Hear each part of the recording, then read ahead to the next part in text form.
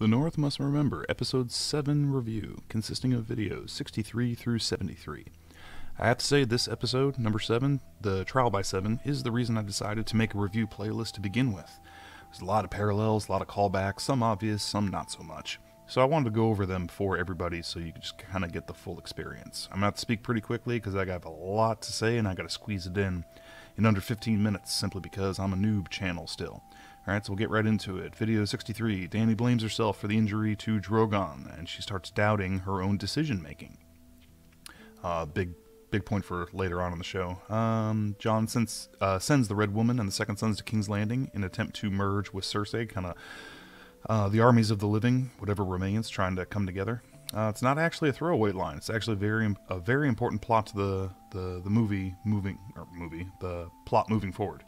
Video number 64, Gendry and Arya get together. Again, it's not fan service. It's actually vital to the future story. More so for Season 9, which is actually in the works as we speak.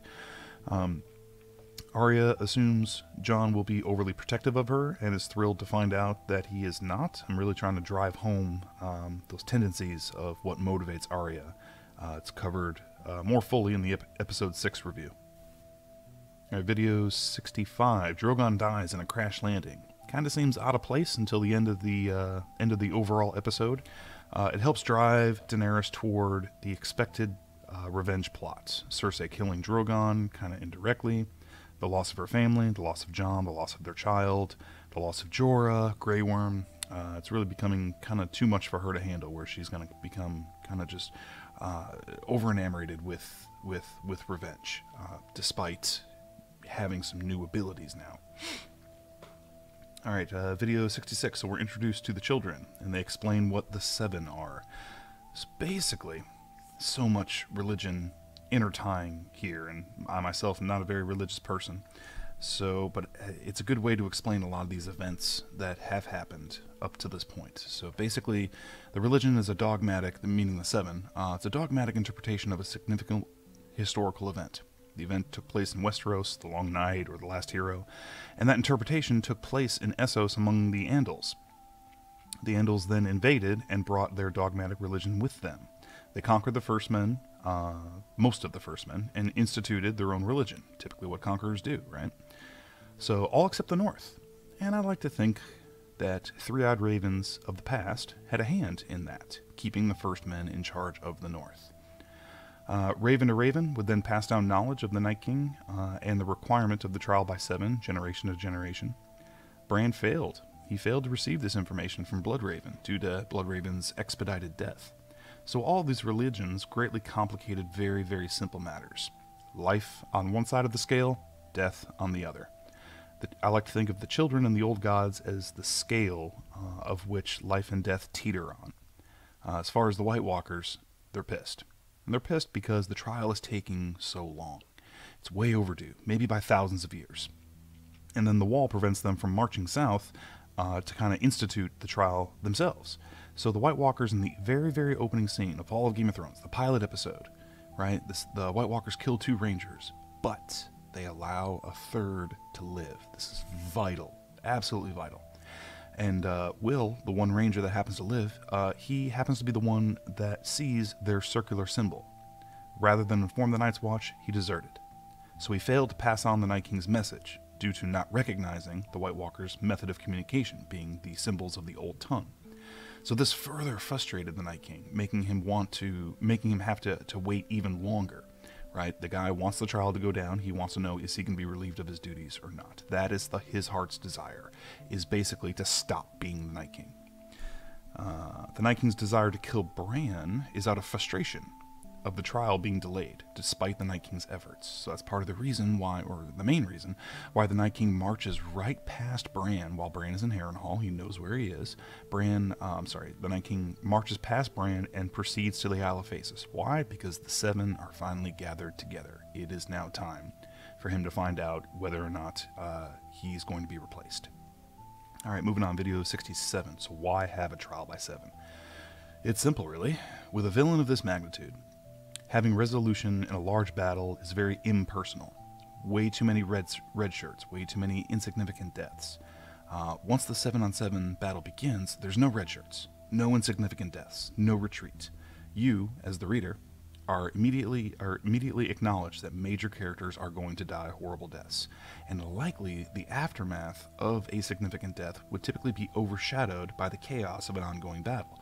Now, granted, I understand when Beric died. Didn't really dwell on it too much because there's still a battle going on. That is true, right? But I'd rather have that happen than have a major character get overwhelmed by whites, a very impersonal death.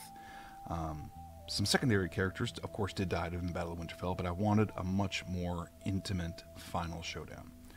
The 7 consists of many warriors, right, that were placed in different situations where they should have died. Jaime, the infection from losing his hand, Brienne being killed by the Bolton soldiers, Arya having her gut stabbed in Braavos, Jorah coming down with grayscale, Gendry being kidnapped by the Red Woman, and then Beric and Jon actually did die and were resurrected. So by being selected by the Lord of Light, it helps explain why these characters were allowed to live in these situations where they should have died, because they had some supernatural help. I find myself still trying to close different plot holes from previous seasons, but I think I did a good job of that. Hopefully you guys like it. Alright, so video 72, a very common criticism of Season 8 is that the fans wanted Jon to kill the Night King. I am not a fan of that. Not even close. It's way too obvious. Right? Did the King of the North, Robb, kill Joffrey to enact revenge? Nope. Did Theon kill Ramsay to enact revenge? Nope. Did they have to? No, absolutely not. Joffrey and Ramsay both had relatively fitting deaths, and it was a bit unexpected. I think we all expected Jon to kill Ramsay right then and there. But he didn't, right? So it was a much more appropriate death having Sansa do it. So I didn't want to go the predictable route. But if I go an unpredictable route, I still have to have it make sense. Kind of like Season 8 with Daenerys going mad. It just didn't make sense. I'm not buying it. If you want to do a big twist, you got to earn it. And Dan and Dave definitely did not earn it in this case. Alright, so in common Game of Thrones lore, in my opinion, if Jon was to fight the Night King, Jon would lose, and he would die. I didn't want that, so I had to find a way to have them avoid fighting each other. Although Jon and the Night King had come face to face a few times, they do have a history. Some might think this is a good reason to have them fight. I happen to think the opposite. The Night King never showed any direct aggression towards Jon when they met in Season 5 and then again in Season 7. So for consistency purposes, I had to explain why. And the Night King wanting Jon to replace him, I think, is a valid reason. Choosing Jaime, I think he's a much better choice than Jon. Not because of backstory, but because of, well, forestory, if that's even a word. If Jon kills the Night King, nothing changes. Nothing. He's already admired, he's already a hero. Same goes for Arya. Nothing changes with their story if they're the one to kill him. But Jaime killing the Night King is riddled, absolutely riddled with irony and poetry. Mainly because he did it while protecting Brienne and Arya. Brienne and Jaime were the only two in the way of the Night King killing Arya. Ironically, they both wield what would have been Ned Stark's sword, as well as Jaime dying in the arms of the woman he loves. It's also a callback to the hot tub scene, which in my opinion is the best scene in all of Game of Thrones. Jaime is held by Brienne as she calls him the Kingslayer. He corrects her, very similar to when Brienne corrects Jon. When Jaime eventually dies, he refers to him as Sir Jaime, which is what Jaime wanted to be called. And then Brienne counteracts that and says, nah, Night Kingslayer. But that and that alone is probably the biggest reason why I chose Jaime. Alright, video 73, Daenerys' ending. Again, her sitting on the Iron Throne was extremely predictable. But if she doesn't, I must give you a good reason as to why, which again is where D&D failed.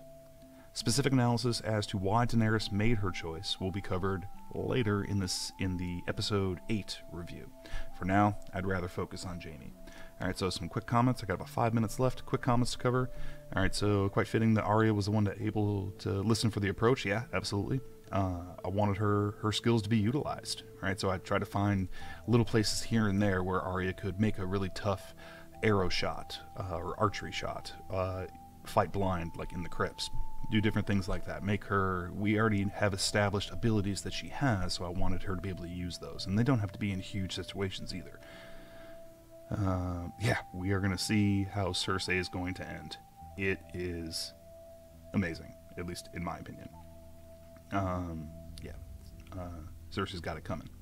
All right, so yep, Night King's Lair, absolutely love it. But that kind of gets overshadowed by the next video where Daenerys gives up her crown.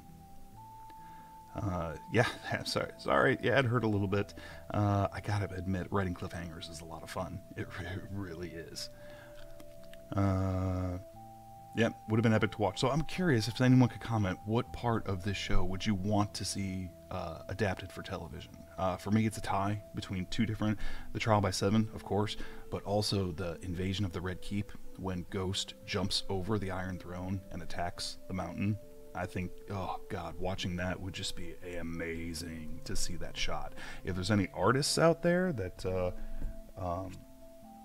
do comics or anything like that, that like the show, if you came up with a picture of that, that would be just amazing. I'd be forever grateful. All right, so on to character review. So this episode it is Jaime. So very typical daddy issues. So Tywin tells Arya of how Tytos Lannister nearly destroyed their house. Likely Jaime knew this. Tywin didn't operate under the pressure that Jaime had to, because Tywin didn't have much to live up to in regards to his father's legacy. Jaime had the opposite problem. He had a lot to live up to being Tywin's son. He often felt he couldn't, despite being a legendary warrior and a Kingsguard. Tywin still wasn't impressed, as communicated in Season 1. If I may quote, "Become the man you were meant to be." Tywin ridiculed Jaime for not living up to his potential. So Jaime lived in constant personal shame, being in love with his sister, having a learning disability, and then having his reputation ruined after killing King Aerys in a cowardly way. Stabbing in the back, not the way you want to go. Why didn't Jaime explain himself to Ned Stark when Ned showed up and Jaime was sitting on the throne? Well, I think, deep down, it's because he felt like he should be ridiculed. And this manifests through his relationship with Brienne.